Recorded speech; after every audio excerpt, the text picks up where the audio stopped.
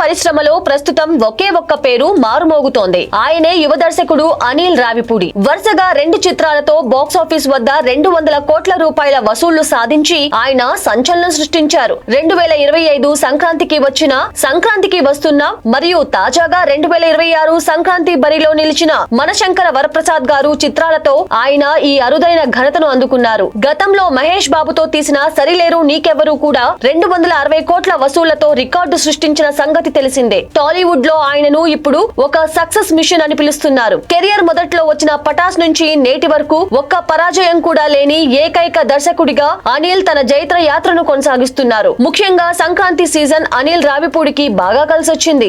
F2, Sarileru నీకెవరు, సంక్రాంతికి వస్తున్న మరియు మనశంకర వరప్రసాద్ గారు వంటి బ్లాక్ బాస్టర్లన్నీ సంక్రాంతికే విడుదలై భారీ విజయాలను నమోదు చేశాయి. అందుకే పరిశ్రమ వర్గాలు ఆయనను సంక్రాంతి స్పెషలిస్ట్ అని పిలుచుకుంటున్నాయి. సాదాసీదా సన్నివేశాలను కూడా తనదైన మార్కు కామెడీ టైమింగ్ తో పండించడం ఆయన ప్రత్యేకత. ఫ్లాపుల్లో ఉండి ఇబ్బంది పడుతున్న హీరోలకు అద్భుతమైన కంబ్యాక్ ఇవ్వడంలో ఆయన దిట్ట.